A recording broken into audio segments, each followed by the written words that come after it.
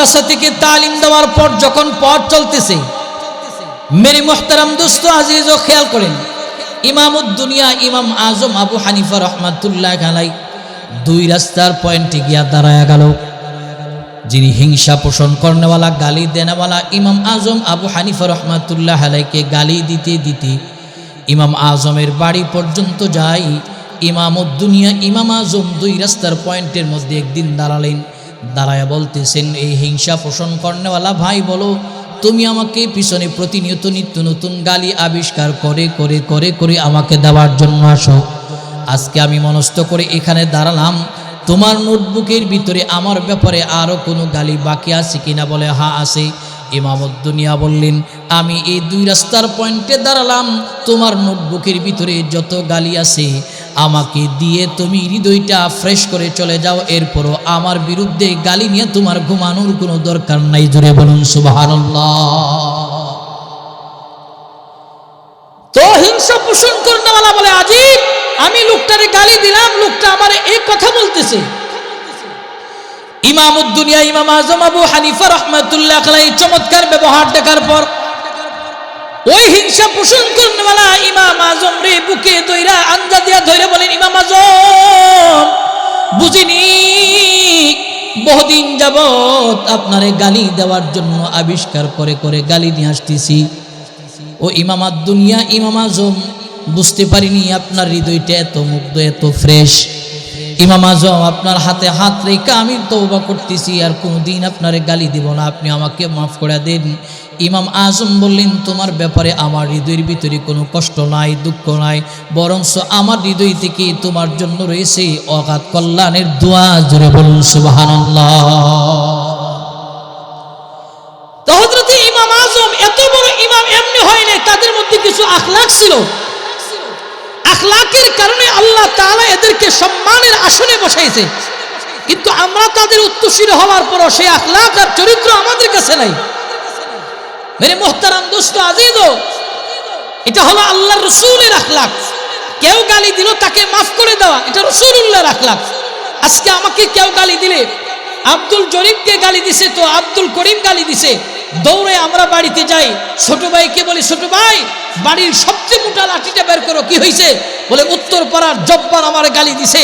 যতক্ষণ পর্যন্ত তার মাথায় লাঠি না ঘোরাতে পারবো, ততক্ষণ পর্যন্ত আমার রাগের টেম্পারেচার যে ফুল হয়েছে এটা লো হবে না।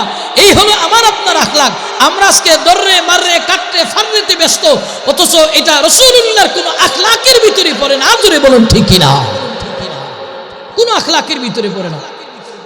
শামাইল পড়লে বোঝা যায় আমার রাসূলের আখলাক, আমার চরিত্র। আবু দাউদের বর্ণনায় হাদিস আসছে যে আল্লাহ রাসূলের আখলাক কত সুন্দর ছিলেন। মেরে মুহতারাম দোস্ত আজিজ, আল্লাহ রাসূল দাওয়াতি মিশনে বের হইলেন, এমন সময় একজন বিদুইন রাসূলুল্লাহর সামনে আসলেন। আয়েশা আমার আপনার পয়গম্বরকে অকাত্য ভাষায় গালি দিতেছে, বিশ্রী ভাষায় গালি প্রয়োগ করলেন। আল্লাহ রাসূল বেঈমানের গালি শোনার পর রাসূলুল্লাহ দাঁড়িয়ে দাঁড়িয়ে মুস্কি মুস্কি হাসে। বেঈমানের কমপ্লিট গালি শেষ। আল্লাহ রাসূল তখন বেদুইনকে বলেন, এতক্ষণ যে দাঁড়িয়ে তুমি আমাকে গালি দিয়েছো, বলো তুমি জবানে কষ্ট পাইছো কি? জোরে বলুন আল্লাহু আকবার। চিন্তা করেন কেমন আখলাক। মেরে মুহতারাম দোস্ত আজিজ, খেয়াল করেন,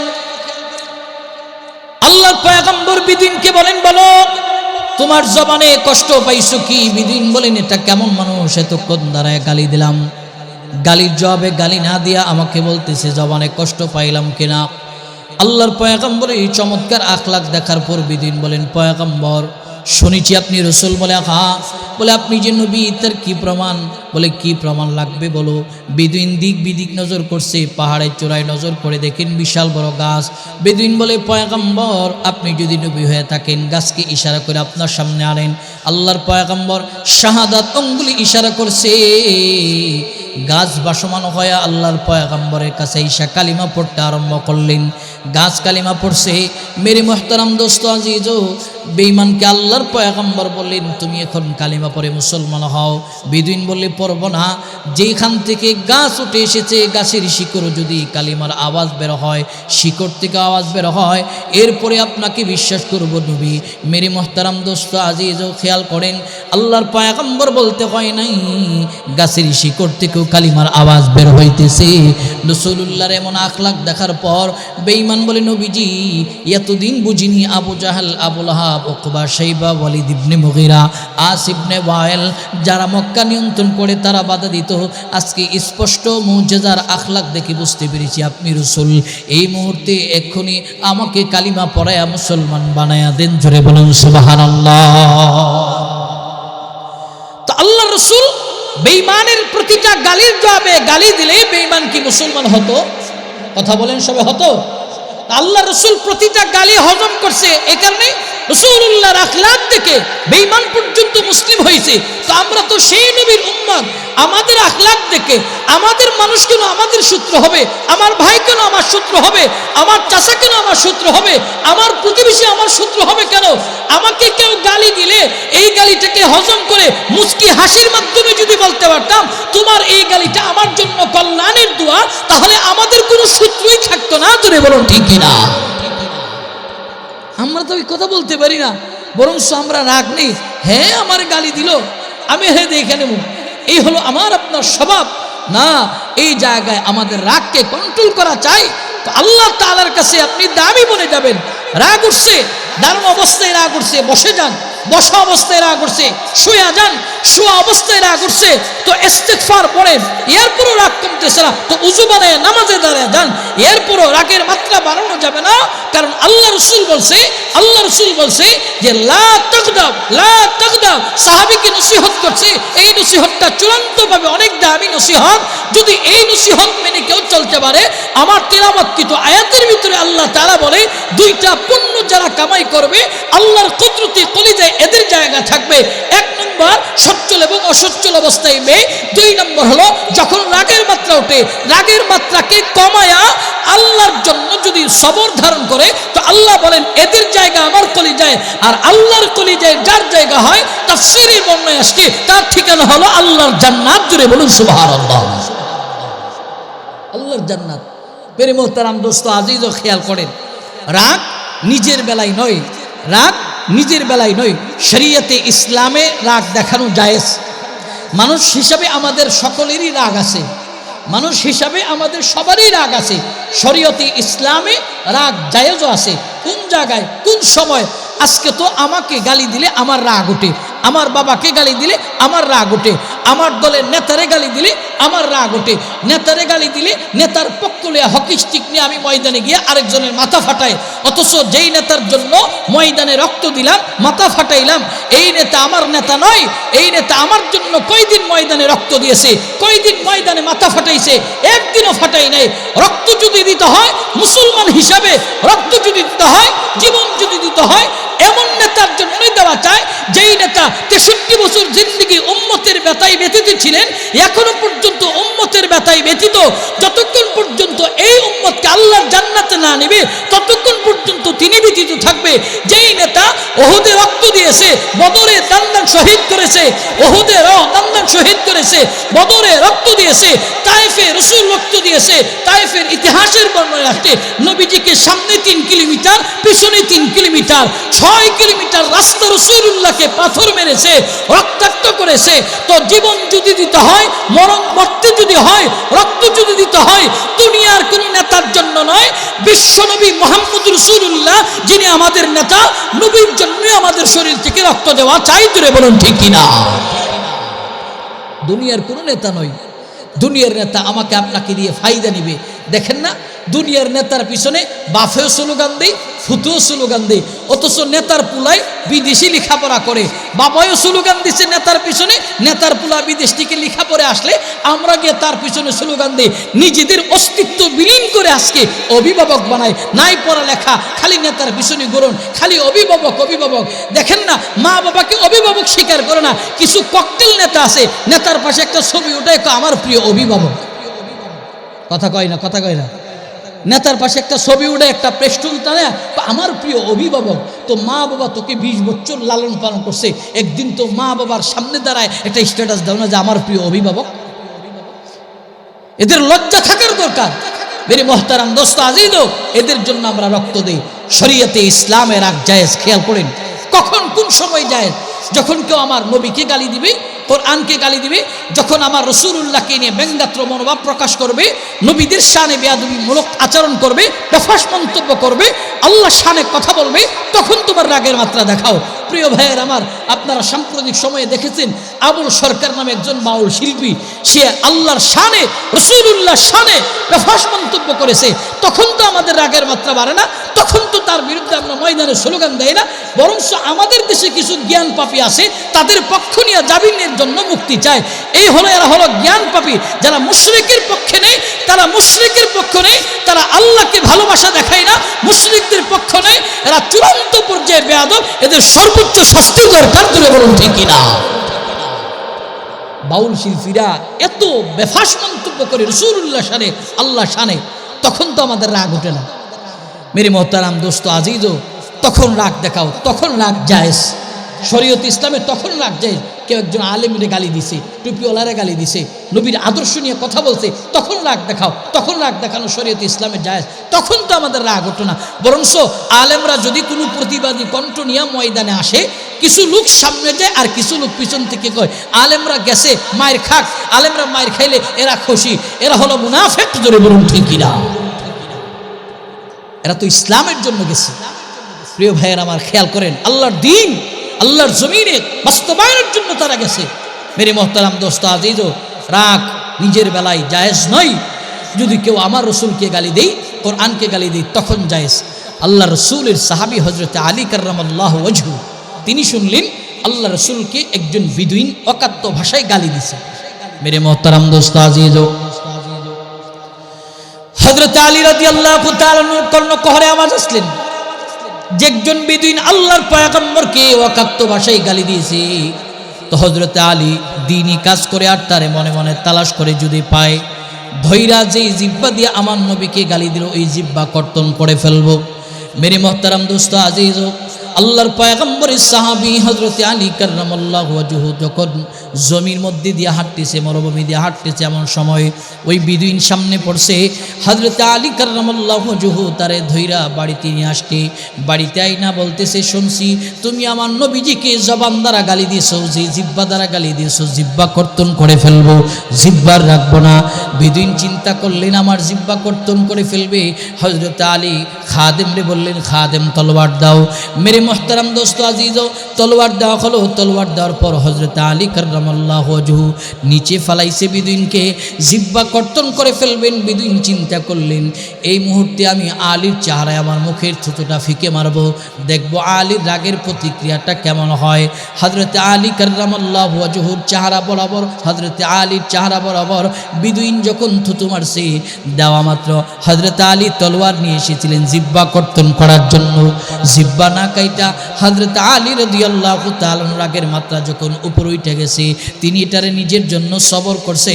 যখন দেখলেন এখন নবীরে গালি দেওয়ার অপরাধে তার জিহ্বা কর্তন করতে আসতেছিলাম, আমি জিহ্বা কাটবো, এমন সময় আমার চেহারায় থুতু মারছে। অতএব আমার চেহারায় থুতু মারার কারণে যে রাগটা, যে কোয়ালিটিটা, যেই জায়গা ছিল তার চেয়ার উপর উঠছে। এখন যদি আমি তার জিহ্বা কাটি তো নিজের জন্য কাটা হবে, নবীরে গালি দেওয়ার অপরাধে কাটা হবে না। মেরে মুহতারাম দোস্ত আজিজ, খেয়াল করেন আল্লাহর পয়গম্বরের সাহাবী হযরত আলী কাররামাল্লাহু ওয়াজহু এই জায়গায় নিজের রাগকে সবর এবং কন্ট্রোল কইরা নিচ থেকে বিদুইনরে উঠাইছে। বিদুইনরে উঠাইয়া বুকের মধ্যে চাপ দিয়া কপালে চুমু খায়া বলতেছে, যা আমি তোরে বেকসুর খালাস করে দিলাম, তোরে মাফ করে দিলাম। মেরে মুহতারাম দোস্ত আজিজ, খেয়াল করেন বিদুইন বলতেছে, তুমি আমারে ধৈর্য আনলা জিহ্বা কাটার জন্য, জিহ্বা কাটো নাই, বরংস নিচে থেকে উঠে বুকে নিলা, কপালে চুমো খায়লা, কারণ জানবার চায়। বলে তুই আমারে থুতু মারছ, আমি তো ধরে আনছিলাম একটা কারণে, কারণ আরেকটা দাঁড়াইছে, নিজের চেহারায় থুতু মারছ। আর নবীজি বলেছে নিজের বেলায় রাগ করলে এটারে সবর করা, ধৈর্য ধরা, এই কারণে আমি ধৈর্য ধইরা তোরে মাফ করে দিলাম। বিদুইন বলতেছে, এত চমৎকার আদর্শ যে নবীর কাছ থেকে তোমরা শিখছো, এই নবীরে এতদিন গালি দিছি, তুমি আমার নবীর কাছে নিয়ে যাও, যেই জবান দ্বারা আমি এতদিন নবীরে গালি দিছি, এই জবান দ্বারা কালিমা পরে পরে নবীজির হাতে হাত রেখে আমি মুসলমান হয়ে যাব। জোরে বলুন সুবহানাল্লাহ। নিয়ে যাও আমাকে। তাহলে হযরত আলী কাররামাল্লাহু ওয়াজহু বিদিনকে ধইরা রাসূলুল্লাহর দরবার নিয়ে গেছে। আল্লাহ রাসূল বলেন, তার ধইরা আনছো কেন?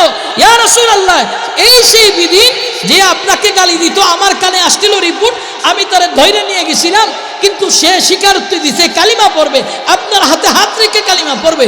তো আল্লাহ রাসূল তারে কালিমা পড়াইছে, মুসলমান বানাইছে। তো দেখেন তো হযরত আলী কাররামাল্লাহু ওয়াজহুকে গালি দিছে, তিনি তার রাগটাকে সবর ধারণ করছে। কারণ সবরের মূল্য, ধৈর্যের মূল্য পৃথিবীর কেউ না দিতে পারলো, দিবে কে? জোরে বলেন, দিবে কে? জোরে একটা ইমানের আওয়াজে ডাক দেন, ইয়া আল্লাহ।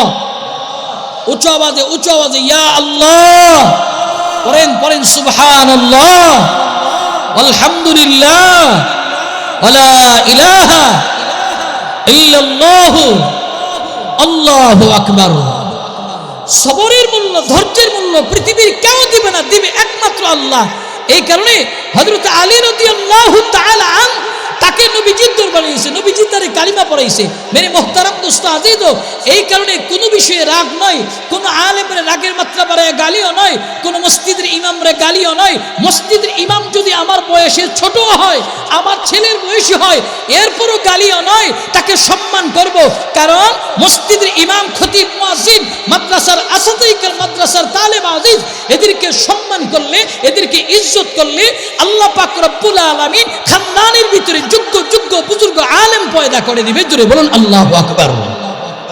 এরা আপনাদেরকে গালি দেয় না। মসজিদের ইমামরে নিয়ে অনেক মানুষ অনেক মন্তব্য করে, কিন্তু আপনাদেরকে গালি দেয় না। কেন দেয় না? প্রতিটা নামাজের ওয়াক্ত আপনাদের জন্য কল্যাণের দোয়া করে, প্রতিটা নামাজের ওয়াক্তে জাতির জন্য হিদায়াতের দোয়া করে, প্রতিটা নামাজের ওয়াক্ত মহল্লাবাসীর জন্য কল্যাণের দোয়া করে। এরা শেখ শিবলি রহমাতুল্লাহি আলাইহি যোগ্য উত্তরসূরি। মেরে মুহতারাম দোস্ত আজিজ, শেখ শিবলি রহমাতুল্লাহি আলাইহি দশদার কিনারা দিয়া মাদ্রাসা থেকে ছাত্রদেরকে তালিম দিয়া দশদার পাঠ দিয়া তিনি যাইতেন। শেখ শিবলি রহমাতুল্লাহ আলাই একদিন দশদা নদীর পাড় দিয়া যাইতেছে, এমন সময় দশদার মাঝখানে চারজন বাদ্যযন্ত্রের তালে গান গাইতেছে, ফুর্তি করতেছে, মাস্তি করতেছে। হযরত শেখ শিবলি রহমাতুল্লাহ আলাইহি এই দৃশ্য দেখার পর চিন্তা করলেন, এখন তাদেরকে নসিহত করতে গেলে তারা সংখ্যায় বেশি, আমি একজন মানুষ, তারা আমার উপরে আক্রমণ করবে। তাই তিনি তার রুমালটার সামনে টেনে জিকির করে করে যাইতেছে। শেখ শিবলি রহমাতুল্লাহি আলাইহিকে দেখার পর ওই অকাত্য ভাষায় নৌজনরা তারে গালি দিতেছে। শেখ শিবলি গালিগুলি শুনছে, শেখ শিবলি গালি শুনেও জবাব না দিয়া পথ চলতেছে। যেতে যেতে সামনে গেছে, গিয়া এদেরকে দেখা একটা দোয়া করছে, আল্লাহ এরা এমনভাবে দুনিয়ার বাদ্যযন্ত্র দিয়ে আনন্দ করতেছে, মাস্তি করতেছে, ফুর্তি করতেছে, আল্লাহ এদেরকে তুমি হিদায়াত দাও, হিদায়াতের দৌলত দিয়া দুনিয়াতে নেক আমল কইরা তোমার জান্নাতে গিয়া হুরু গিলমানকে নিয়ে এইভাবে সুন্দরভাবে মাস্তি করা, আনন্দ করা একটা ব্যবস্থা করে দাও। জোরে বলুন আল্লাহু আকবার। খেয়াল করেন, শেখ শিবলির এই দোয়াটা বাতাসের মাধ্যমে নৌজনদের কানে গেছে। বাতাসের পাওয়ার আছে না নাই? সবাই বলেন আছে না নাই? আমরা নদীমাতৃক দেশের মানুষ, নদীর মাঝখানে যখন জেলেরা মাছ মারে, নৌকা যখন এখান দিয়া যায় জালের উপর দিয়া মাঝিকে সম্বোধন করার জন্য, তখন নৌকা থেকে জেলে একটা উড়না অথবা লাল কাপড় এইভাবে আওড়ায়, মাঝি ভাই জাল আছে, তখন বাতাসে এই কথাটা ট্রান্সফার হয়ে ওই মাঝির কানে যায়। মাঝি এই কথা শুনে নৌকাটা অন্যদিকে ঘুরে আনে। বাতাসের এমন পাওয়ার, আপনি জমিতে কাজ করতেছেন, জমিতে কাজরত অবস্থায় আইলের মধ্যে আপনার সন্তান দাঁড়ায় আছে, আপনি তারে জুড়ে ডাক দিছেন, আইসোনা এখানে কাদা মাটি আছে, তো বাতাসের মাধ্যমে এই আওয়াজটা আপনি বলছেন ছোট, হইছে বড়। বাতাসের এমন সুপার পাওয়ার। মেরে মুহতারাম দোস্ত আজিজ, শেখ শিবলি রহমাতুল্লাহ আলাই এই চমৎকার দোয়া করার পর, মেরে মুহতারাম দোস্ত আজিজ, এই দোয়াটা বাতাসের মাধ্যমে নৌজানদের কানে গেছে। শুধু কানে যায় নাই, কানে ঢুকছে, এদিক দিয়ে বের হয় নাই, কানে ডান কান দিয়ে ঢুকছে, এদিক দিয়ে গিয়া বসতে দিলের মধ্যে হিট লাগছে।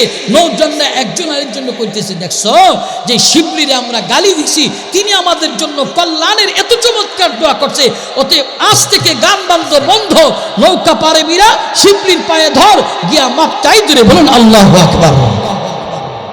ঠিক প্রত্যেকটা মসজিদের ইমামরে গালি দেন, কুশারটান, তারা কোনোদিন আপনাদের গালি দেয় না। খতিবরে গালি দেন, গালি দেয় না মুয়াজ্জিনরে গালি দেন, গালি দেয় না এরপরে মাদ্রাসার আসাদে ইকরামরে গালি দেন, গালি দেয় না তালেব আজিজরে দেখলে কুচ্ছার ওঠান, গালি দেয় না। তারা আপনাদের জন্য কল্যাণের দোয়া করে, কল্যাণের দোয়া করে, হিদায়েতের দোয়া করে। ওই চক্ষু যদি থাকতো, ওই দিল যদি থাকতো, আমরা এই দোয়াগুলি শুনতাম। আমরা শুনি না কেন? ওই বাতাসের পাওয়ারে আমরা এই দিলে আমাদের ধাক্কা লাগে না। শায়েখ শিবলি দোয়া করছে, নৌজানরা এবার শায়েখ শিবলিকে ধরলেন।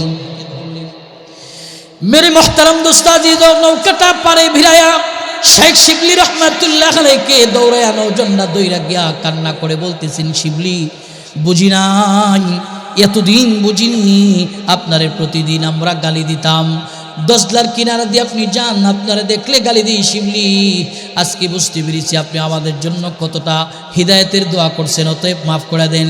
শিবলি বলতেছেন, আমি তোমাদের ব্যাপারে আমার হৃদয়ের ভিতরে কোনো কুৎসা রাখি নাই, কষ্ট রাখি নাই, মাফ করে দিলাম, যাও। হিদায়েত পায়া নৌজনরা এবার আল্লাহ বিল্লাহ করতে আরম্ভ করছে। মেরে মোহতারাম দোস্ত আজিজও খেয়াল করেন, শিবলি রহমাতুল্লাহ আলার যোগ্য ছিল ওলামা ইকরাম, অতএব আলেমরা গালি নয়, আলেমদের সঙ্গে ভালো ব্যবহার করেন। যদি আপনি আলেমদের সঙ্গে ভালো ব্যবহার করেন তো আল্লাহ তাআলা আপনার খানদানের যুগের বড় বড় আলেম পয়দা করে দিবে। আর আলেমদের সঙ্গে বেয়াদবি করবেন তো আল্লাহ খানদানে কোনো আলেম পয়দা করবে না।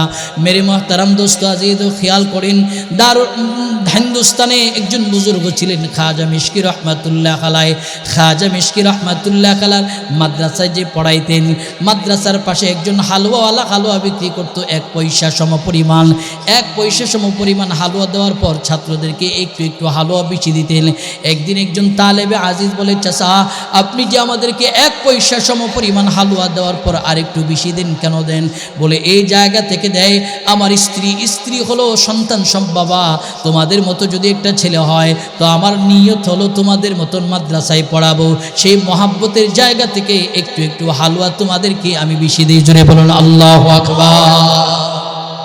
একটু একটু বেশি দিই, আমার সন্তান হয়নি, তোমাদের মতন মাদ্রাসায় পড়াবো। কত বড় কথা! একজন হালুয়া বিক্রেতা 1 পয়সা সমপরিমাণ হালুয়া দিলে তৎকালীন সময় 1 পয়সার অনেক মূল্য। এখন তো টাকা পয়সার মূল্য নাই, হাতের ময়লা। 1000 টাকা নিয়ে বাজারে গেলে 2 পদ কিনলে 1000 শেষ। আর আগের মানুষের কাছে বসলে 8 আনা দিয়া বিয়ের বাজার করছি। এটা আমাদের কাছে একটা ইতিহাস মনে হয়। এখন তো নদী নালা খালবিল অনেকগুলি আসেন, অনেকগুলি বন্ধ হয়েছে। ঠিক আজ থেকে 10 বছর পূর্বে যা যদি বলেন এই জায়গায় খাল ছিল, আমরা এমন এমন মাছ ধরছি, তখন আপনাদের ছেলে সন্তান নাতিদের কাছে এটা কাল্পনিক মনে হবে, কাল্পনিক মনে হবে। মেরে মোহতারাম দোস্ত আজিজ, ঠিক 1 পয়সা হালুয়া দিয়ে একটু বেশি দিই। তো হালুয়াওয়ালা বাড়িতে গেছে, যাওয়ার পর তিনার বিবি বলতেছে, স্বামী আমার, আমি একটা খাপ দেখছি, স্বপ্ন দেখছি। বলে সেটা আবার কি?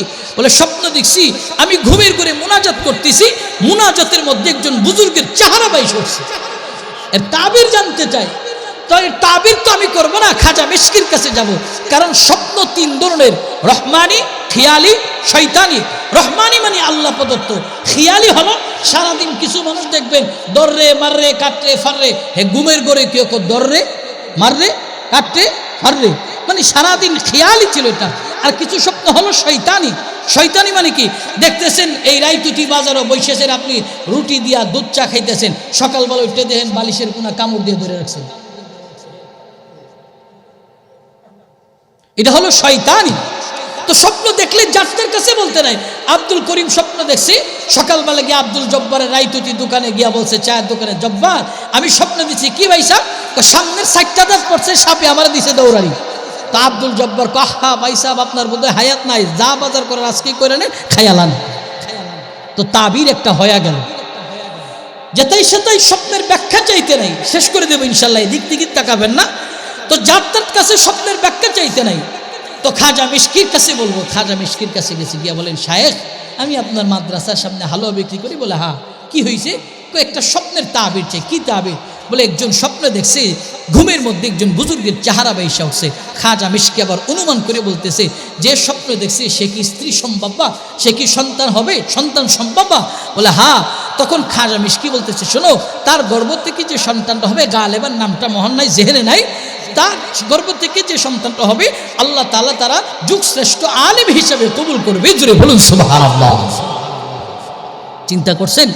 তো হালুয়াতে এমনি নেই, আল্লাহ তাআলা তালেব আজিজদের মহব্বত করার কারণে তার খানদানে যুগের শ্রেষ্ঠ আলেম পয়দা করেছিলেন। এই কারণে আলেমের মহব্বত, আলেমের সঙ্গে হওয়া চাই, বিরোধিতা নয়, বরংস এদেরকে গালি নয়, এদেরকে বন্ধু বানান। যদি বন্ধু না বানান, ময়দানে মাহশারে উকবা বিন আবি মুআইতের মতন আফসোস করা লাগবে। উকবা বিন আবি মুআইত ময়দানে মাহশারে আফসোস করে বলবে, ইয়া ওয়াইলাতা লাইতানি লাম আত্তাখিয ফুলানান খলিলা। আফসোস করে বলবে, বদনসিব, কেন আমি আল্লাহ রাসূলকে বন্ধু বানালাম না। ঠিক আমাদের একদল জামাত, আমাদের একদল কাফেলা আফসোস এবং দুঃখ সেদিন করবে, আর বলবে আফসোস, কেন উলামায়ে কেরামকে বন্ধু বানালাম না, কেন মসজিদের ইমাম, মসজিদের মুয়াজ্জিন, মসজিদের খাদেম, মাদ্রাসার আসাদায়ে কেরাম এদেরকে সঙ্গী বানালাম না। সেদিন কান্না করলে কোনো লাভ হবে না। এই কারণে দুনিয়া থেকেই তাদের বন্ধু হওয়ার দরকার আছে না নাই? এদের বন্ধু হওয়ার দরকার। বন্ধু কিভাবে হবেন? মুজাদ্দিদুল মিল্লাত শাহ আশরাফ আলী থানভী রাহমাতুল্লাহ আলাইহি বলেন, আমার শায়খ ও মুর্শিদ অধ্যক্ষ মির্জা রহমান চৌধুরী শাইখে দেওয়ানা, তিনিও বলেন, যদি আপনারা মহব্বত, ভালোবাসা মাদ্রাসার সঙ্গে করতে চান, মাদ্রাসার সঙ্গে করতে চান, আমার পীর মুর্শিদ অধ্যক্ষ মির্জা রহমান শাইখে দেওয়ানা বলেন, তিনটে জিনিসের মাধ্যমে মাদ্রাসাওয়ালাদের সঙ্গে মহব্বত রাখেন, কানেকশন রাখেন। এক নম্বর হলো মাদ্রাসার জন্য চোখের পানি বিনিয়োগ করা চাই।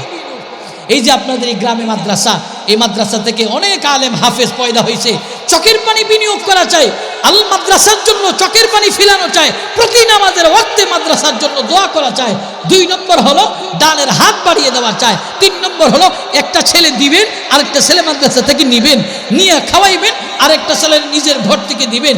আমরা তো মনে করি ছেলেরে আলেম বানাইলে কয় টাকায় বেতন পাবে, সে খাবে কি, আমারে খাওয়াবে কি? আল্লাহ তাআলা বলেন, ওয়ামা মিন দাব্বাতিন ফিল আরদি ইল্লা আলাল্লাহি রিজকুহা। ভূপৃষ্ঠে বিচরণকারী যত প্রাণী আছে সকলের রিজিকের দায়িত্ব আর জিম্মাদারি নিয়েছে একমাত্র কে?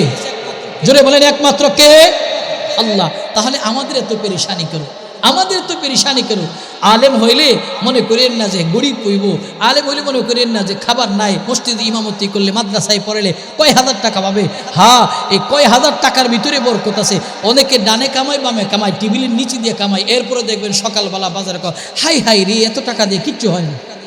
আর একজন আলেম 6,000 টাকা পায়, 7,000 টাকা পায়, উপরজোরে 10,000 টাকা পায়। এটার ভিতর দিয়ে সে তার জিন্দেগি পরিচালনা করতেছে। আল্লাহ তাআলা অধিক পরিমাণে বরকত রাখছে বিধায় তারা চলতে পারতেছে। মেরে মোহতারাম দোস্ত আজিজ, এই কারণে আলেম ওলামারে ছোট নজরে নয়। আল্লাহ পাক হতে পারে আপনার সন্তানের এমন রিজিকের ব্যবস্থা করবে আপনি নিজের চোখে দেখে যেতে পারবেন। খেয়াল করেন, ইমাম আবু ইউসুফ রহমাতুল্লাহ আলাইহি, কষ্ট হইতেছে আপনাদের? ছেড়ে দেবো ইনশাল্লাহ, যেহেতু এটা বয়ানের সময়, আপনার অনেকে ঝিমাইতেছেন, অনেকের ঘুমের জরুরত আছে, অনেকে কৃষিজীবী মানুষ, শ্রমজীবী মানুষ, কাজ করেন। শেষ কথা বলতেছি, ইমাম আবু ইউসুফ রহমাতুল্লাহ আলাইহি তিনি অনেক গরিব সন্তান ছিলেন। তিনার মা অন্যের বাড়িতে কাজ করে করে ইমাম আবু ইউসুফ রহমাতুল্লাহ আলাইহি খাবার দিতেন। মা অসুস্থ হয়ে গেছে, একদিন এসে বলতেছে, ইউসুফ দেখো, আমি তোমাকে তো এতদিন মানুষের বাড়িতে কাজ করে, তোমার এই পড়ালেখা, মানুষের বাড়িতে কাজ করে তোমার খাবারের ব্যবস্থা করছি, আমি তো মা অসুস্থ হয়ে গেছি, এখন তোমার একটা কাজে যেতে হবে। ইমাম আবু ইউসুফ রহমাতুল্লাহি আলাইহি কাজের সন্ধানে বাজারে গেছে। বাজারে দেখবেন কিছু একটা জায়গা নির্ধারিত আছে, ওই জায়গায় কাজের লোক গিয়া বসে, যারা লোক নেই এখানে এসা কাজের লোক নেই। ঠিক ইমাম আবু ইউসুফ রহমাতুল্লাহ আলাইহি যেই জায়গায় কাজের লোক আছে, যেই জায়গায় কাজের লোক নেই, ওই জায়গায় গিয়ে তিনি বসতেন। কেউ তারে সাইজে ছোট দেখা, ছোট মানুষ দেখে কাজ দেয় নাই। ইমাম আবু ইউসুফ রহমাতুল্লাহ আলাইহি চোখের পানি ছাড়তেছে। মেরে মোহতারাম দোস্ত, ইমাম আবু ইউসুফ রহমাতুল্লাহ আলাইহি অনেকক্ষণ যাবত বসা, কাজের যে টাইম আছে, টাইম অতিবাহিত হয়ে গেছে, কেউ তারা নিবার চায় না। ছোট মানুষ দেখতেও ছোট। মেরে মোহতারাম দোস্ত আজিজ, খেয়াল করে ইমাম আবু ইউসুফ রহমাতুল্লাহ আলাইহি এই রাস্তা দিয়া, এই বাজারের রাস্তা দিয়া ইমামউদ্দুনিয়া ইমাম আজম আবু হানিফা রহমাতুল্লাহ আলাইহির পথ চলতেছে। এমন সময় ইমামউদ্দুনিয়া ইমাম আজম আবু হানিফা রহমাতুল্লাহ আলাইহি দেখে ছোট একটা বালক, তার দিকে দৃষ্টি দেওয়ার পর ইমাম আজমের দৃষ্টি আর ফিরতেছে না। ছোট বালকের দিকে সামনে গেলেন, গিয়া জিজ্ঞেস করলেন, কি ব্যাপার, তুমি এখানে বসা কেন, কাজের উদ্দেশ্য আসছি কি, তোমার নাম? বলে, আমার নাম আবু ইউসুফ। বলে, কেন আসতো তুমি? ছোট মানুষ বলে, আমার মা অন্যের বাড়িতে কাজ করে করে করে করে আমার লেখাপড়া করাইতো, আমার মুখে খাবার দিত, কিন্তু মা অসুস্থ, মায়ের মুখে খাবার দেওয়ার জন্য আমি এখানে কাজের সন্ধানে আসলাম। মেরি মোহতারাম দোস্ত আজিজ, ইমাম আবু ইউসুফ যখন কান্না করে দিছে, ইমাম আজম বললেন, আমিও একটা তাকাজা নিয়ে বের হইছি, তুমি আমার সঙ্গে চলো, তোমারে আমি একটা কাজ দেব। মেরে মোহতারাম দোস্ত আজিজ, খেয়াল করেন, ইমামুদ্দুনিয়া ইমাম আজম আবু হানিফা রহমাতুল্লাহ আলাই বাড়িতে নিছে। বাড়িতে নিয়ে সকাল থেকে সন্ধ্যা পর্যন্ত তারে আল্লাহর কালাম শিখায়, হাদিস শিখায়, দ্বীনি মাসআলা মাসাইল শিখায়। ইমাম আবু ইউসুফ রহমাতুল্লাহ আলাইহির খুব ভালো লাগে, আর তিনিও পড়েন। উস্তাদ ইমাম আজম আবু হানিফা রহমাতুল্লাহ আলাইহির কাছে থেকে বিকালবেলা বিদায় নেওয়ার আগে সারাদিন কর্ম করলে যে মাইনেটা পাইতো, ইমাম আবু ইউসুফ রহমাতুল্লাহ আলাইকে ইমাম আজম আবু হানিফা রহমাতুল্লাহ আলাই ওই মাইনে দিঘা বিকেলবেলা বিদায় করছে। আবার যাওয়ার সময় এই কথা বলছে, এই বালক শোনো, আগামীকাল কাজের সন্ধানে যেতে হবে না, আগামীকাল সোজা আমার কাছে আসবা, আমি যে জিনিসগুলি শিখাইছি তোমার ভালো লাগে কি? ইমাম আবু ইউসুফ রহমাতুল্লাহ আলাই বলেছে, হ্যাঁ হ্যাঁ আমার কাছে ভালো লাগে, আমি সব সময় আপনার কাছে আসবো। বেতন দেন আর না দেন, খাবার দেন আর না দেন, এমন খাবার দিছেন যে খাবার গিললেই শুধু মজা লাগে। জোরে বলুন আল্লাহু আকবার। তাই ভাবে অনেক দিন অতিবাহিত হয়ে গেছে। দেখেন, গরিব ঘরের সন্তান বাজারে বসতে কাজের জন্য ইমামুদ্দুনিয়া তারে পাইছে, ধৈর্য ইলম শিখাইছে। এইভাবে শিখাইতে শিখাইতে হাফেজ হইলেন, আলেম হইলেন, মাসআলা মাসাইল শিখলেন। সম্মান কত! ইমামুদ্দুনিয়া ইমাম আজম আবু হানিফা রহমাতুল্লাহ আলাইহি দুনিয়াতে নাই। 783 হিজরি সনে খলিফা আল মাহদি মনসুরের শাসন আমল, 783 হিজরি সন খলিফা আল মাহদি মনসুরের শাসন আমলে ইমাম আবু ইউসুফ রহমাতুল্লাহ আলাইহি এই ইলম থাকার কারণে, ইলমের কদর করার জন্য ইমাম আবু ইউসুফ রহমাতুল্লাহ আলাইহি তার দরবারের একজন লোকাল বিচারপতি হিসাবে নিযুক্ত করছে। জোরে বলুন আল্লাহু আকবার। ইলম শিকার কারণে সম্মানের অভাব নাই। এরপরে ইতিহাস হলো, বাদশাহ হারুন রশিদের জামানায় ইমাম আবু ইউসুফ রহমাতুল্লাহ আলাইহি প্রধান জাস্টিস তথা প্রধান বিচারপতি হিসাবে নিযুক্ত করলেন বাদশাহ হারুন রশিদ। তখনকার সময়ে বাদশাহীদের একটা খাবার ছিল রাতের বেলা ফালুদা।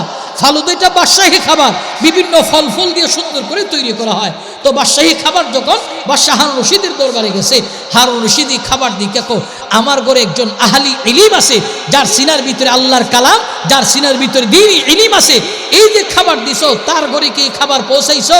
খাদেমারা বলে না, পৌঁছাই নাই। তখন বললেন যে দেখো, এখন থেকে আমারে ফালুদা দিবা একটা, ইমাম আবু ইউসুফরে দিবা দুইটা। জোরে বলুন আল্লাহু আকবার।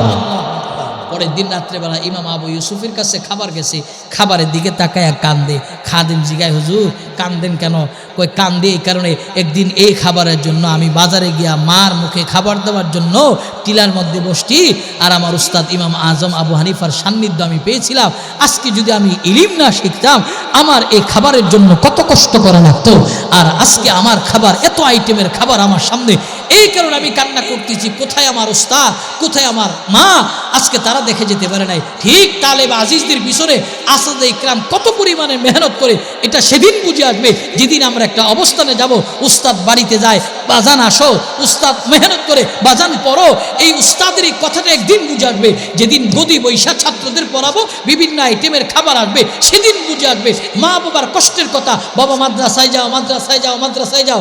অনেক মানুষ বিরক্ত হয়, অনেক তালেব আজিজরা বিরক্ত হয়, খালি মার কাছে গেলে মাদ্রাসার কথা কও, বাবার কাছে গেলে মাদ্রাসার কথা কও। একদিন বুঝে আসবে যখন সম্মানের আসনে বসবে, সেদিন বুঝে আসবে মা বাবার মাদ্রাসায় যাও, মাদ্রাসায় যাও কথাটা, উস্তাদের পরো কথাটার মূল্য সেদিন বুঝে আসবে। এই কারণে সম্মানের অভাব থাকবে না, ইলম বলার সম্মানের কোনো অভাব নাই। এই কারণে আমাদের একটা ছেলের মাদ্রাসায় পড়াবো, আলেম বানাবো। আজকে যদি আলেম না বানাই, জানাজার ইমামও পাইবেন না। অনেক সন্তান তো আছে মা বাবার লাশ সামনে নিয়ে জানাজার মাসনুন দোয়াগুলি পড়তে পারে না। মা বাবার লাশের সঙ্গে বেঈমানি করে, এত টাকা পয়সা খরচ করে জানার লাইনে অনেক ডিগ্রি অর্জন করেছেন, কিন্তু আপনার লাশের সঙ্গে লাশ বলে বেঈমানি করে। অতএব এমন সন্তান নয়। মাদ্রাসায় একটা সন্তানকে পড়াবো, মাদ্রাসায় দিব, মাদ্রাসাওয়ালাদের সঙ্গে এই যে রাজি হুসাইন এহসানুল মাদ্রাসা জানে মালে তার সাথে সম্পর্ক রাখবো। হতে পারে সম্পর্কের বদলতেই আল্লাহ পাক আমারে আল্লাহর জান্নাত দিয়ে দিতে পারে। মেরি মোহতারাম দোস্ত, আলেম ওলামার সঙ্গে মহাব্বত ভালোবাসা রাখবো। আল্লাহ পাক রব্বুল আলামিন এই মহাব্বতের বদলতে আমারে নাজাতের ব্যবস্থা করতে পারে। এই কারণে যা কথা বলছি অগোচনো কথা, এলেমেলো কথা, সব আসমানি ফাইসালা। যা কথা বলছি অগোচনো কথা, আসমানি ফাইসালা হইতে শেষে আসছি। ওয়াল আকিবাতুল লিল মুত্তাকিন ওয়াসসালাতু ওয়াসসালামু আলা সাইয়্যিদিল আমবিয়া ওয়াল মুরসালিন ওয়া আলা আলিহি ওয়া আসহাবিহি আজমাইন। ربنا ظلمنا أنفسنا وإن لم تغفر لنا وترحمنا لنكونن من الخاسرين ربنا آتنا في الدنيا حسنة وفي الآخرة حسنة وقنا عذاب النار ربنا لا تزغ قلوبنا بعد إذ هديتنا وهب لنا من لدنك رحمة إنك أنت الوهاب ফিলিয়ে না দিও রে মওলা ফিলিয়ে না দিও মুদের ফিলিয়ে না দিও গুনাহ যত করেছি ক্ষমা তুমি করিও বান্দা সে বন্দিগি নাই শেষ করেছি জিন্দেগি আখিরাতে বিচার দিনে এ পাপীদের উপায় কি রহমানুর রহিম নামে নিয়েছি আল্লাহ তোমায় মানিয়া কেমন করে আমাদেরকে জাহান্নামে ফেলিবা মাফ করে দাও আল্লাহ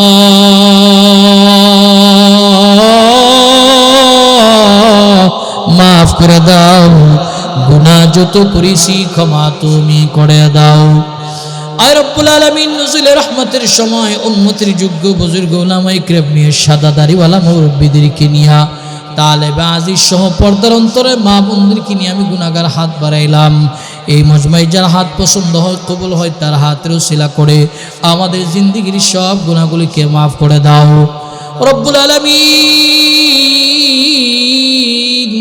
জীবনে যত গুনাহ করেছি জানা অজানা ইচ্ছা অনিচ্ছায় শিরকি বিদআতি সব গুনার উপরে শর্মিন্দা লজ্জিত আল্লাহ বাড়ি ফেরার আগে আগে বেগুনাহ মাসুম বানায় বাড়িতে ফিরে দাও ইয়া আরহামার রাহিমিন ইয়া আকরামাল আকরামিন আয় আল্লাহ তোমার কুদরতি নজর দিয়ে তাকাও এই মজমায় কার কি হাজাত কার কি জরুরত হাজত ওয়ালাদের হাজত তুমি পুরা করে দাও পেরেশান ওয়ালাদের পেরেশানি তুমি দূর করে দাও ইয়া আরহামার রাহিমিন ইয়া আকরামাল আকরামিন অসুস্থ রোগীদেরকে শিফা দিয়া দাও আর রব্বুল আলামিন এই সম্মেলনের উসিলা করে এই এলাকার জিন্দা মুর্দা সকলকে মাফ করে দাও মাদ্রাসার যত হাজাত জরুরত আছে গায়বী খাজানা থেকে তুমি পুরা করে দাও রব্বুল আলামিন জিন্দেগির এমন কোনো মোনাজাত বাদ নাই যেই মোনাজাতে মা বাবার কথা বলা হয় নাই আয় আল্লাহ আমাদের এই মজমায় মায়ার নজর দিয়া তাকাও কে জানি মা হারা কে জানি বাবা হারা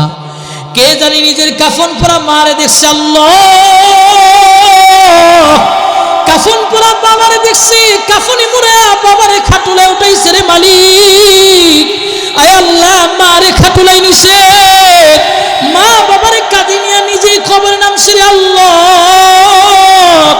এই মজমায় আমাদের যাদের মা নাই বাপ নাই আমাদের আব্বা আম্মার কবরটারে জান্নাতের টুকরা বানায়া দাও ইয়া আরহামার রাহিমিন ইয়া আকরামাল আকরামিন আয় আল্লাহ আমাদের যাদের মা বাবা বেঁচে আছে আমাদের খেদমত করার তৌফিক দাও মা বাবার নেক হায়াতে তয়্যিবা নসিব ফরমাও রব্বুল আলামিন আমাদের সন্তান যাদের দিয়েছো সন্তানগুলির দিনদার হিসেবে কবুল করে নাও সন্তানের কারণে রাস্তাঘাটে হাটে বাজারে জিল্লতির বেইজ্জতির জিন্দেগি দিও না আয় আল্লাহ এই সমাজের যুব সমাজকে আল্লাহ মাদক মুক্ত জিন্দেগি গঠন করার তৌফিক দাও আয় আল্লাহ যে যুবক ভাইরা বেকার চাকরি নেই চাকরির ব্যবস্থা করে দাও আয় আল্লাহ যারা প্রবাসে যাবে প্রবাস জীবনে যাওয়ার তৌফিক দেয়া দাও যে যুবতী বোনদের বিবাহর বয়স হয়েছে নেককার পাত্র পাইতেছেন আল্লাহ পাত্রত্বের ব্যবস্থা করে দাও ইয়া আরহামার রাহিমিন ইয়া আকরামাল আকরামিন জানি না এই মুনাজাত জিন্দেগির শেষ মুনাজাত কিনারে আল্লাহ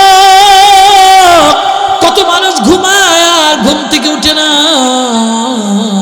কত মানুষ ঘর থেকে বের হয় আর ঘরে ফিরে আসে না রব্বুল আলামিন জানি না আমাদের হায়াতের সীমা কতদিন আছে কোন সময় মৃত্যুর ফেরেশতা এসে যায় কোন সময় জানি মসজিদের পরিত্যক্ত গাড়ি চার পাওয়ালা খাটুলা এসে যায় যেদিন মরণ দিবা আয় আল্লাহ ইমানের হালতে মরণ দিও কালিমা নসিব করায়ো ইয়া আরহামার রাহিমিন আয় আল্লাহ কবরে যাওয়ার আগে আগে কবরের সামানা নেওয়ার তৌফিক দিও ইয়া আরহামার রাহিমিন ইয়া আকরামাল আকরামিন আয় আল্লাহ জানি না কোন দোকানের কাফন আমাদের জন্য তৈরি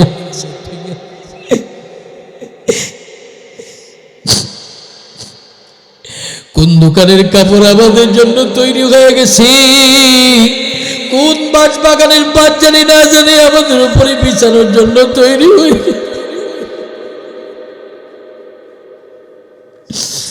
আয় আল্লাহ কোন কবরের মাটি আমাদের উপরে বিছিয়ে দেওয়ার জন্য তৈরি হয়ে গেছে, জানি না। আল্লাহ আমাদেরকে খাঁটি মুমিন হয়ে কবরে যাওয়ার তৌফিক দিয়া দাও ইয়া আরহামার রাহিমিন, ইয়া আকরামাল আকরামিন।